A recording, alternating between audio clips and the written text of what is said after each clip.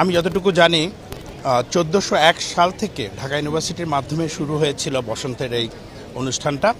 এটা আসলে ধর্মীয় কোনো ব্যাপার না, এটা আমাদের বাঙালি জাতির কালচারের একটা অংশ।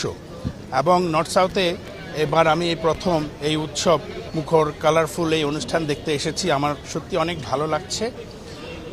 শীতকালের শেষ এবং আপনার বসন্তের প্রারম্ভে আমরা পয়লা ফাল্গুন বলে শুরু করি এই যাত্রা, এবং খুব সুন্দর, এটাকে হয়তো বা ইংলিশে স্প্রিং বলা হয়। এই স্প্রিং সিজনটা খুব সুন্দর, ফুল চারিদিকে রঙিন, যেমন আমি আজকে এই রঙিন কাপড় পরে এসেছি। আমার সাথে আমার এক আন্টি আছেন, উনি আরও বেশি রঙিন, আর এখানে ছেলেমেয়েরা তো অনেক রঙিন।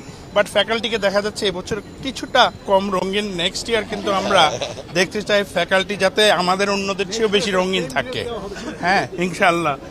আমরা ভয় পাচ্ছিলাম, আমাদের ফ্যাকাল্টির কিছু কিছু মেম্বার হয়তো আমাদেরকে বদলি দিতে চেয়েছিলেন, আমরা বদলাই নেই, আমরা একসাথে আছি, ওনাকেও আমাদের সাথে রাখবো ইনশাআল্লাহ। তো আজকের এই অনুষ্ঠানটা সত্যি সুন্দর হয়েছে। আপনাদেরকে সবাইকে ধন্যবাদ, এবং যারা এটা অর্গানাইজ করেছেন, টিচার, স্টুডেন্ট, যারা এখানে আমাদের ক্লাব আছে, সোশ্যাল ক্লাব, সবাইকে অনেক অনেক ধন্যবাদ। আসলে এখানে আমাদের দেশে 6 ঋতুর দেশ বলে অনেক সময় বোঝা যায় না ক্লিয়ারলি, কিন্তু বিদেশে যখন এই বরফ পার হয়ে নতুন করে নতুন কুড়ি আসে তখন একটা বিরাট পরিবর্তন দেখা যায়।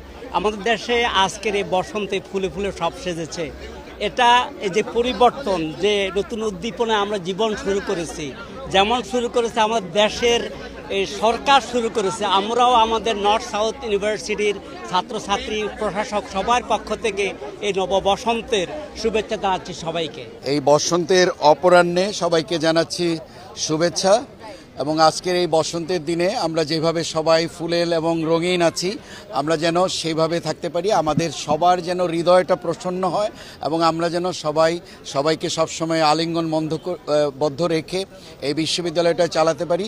এই বিশ্ববিদ্যালয়ের মধ্যে যেন আমাদের সবার জন্য সৌজন্যবোধ এবং সহানুভূতি সবসময় থাকে, এবং আনন্দ এবং উৎসবের মধ্য দিয়ে বিশ্ববিদ্যালয়ের শিক্ষা এবং অন্যান্য কার্যক্রম যেন চালাতে পারি। সবাইকে আবারও ধন্যবাদ নর্থ সাউথ ইউনিভার্সিটির পক্ষ থেকে আজকে এখানে।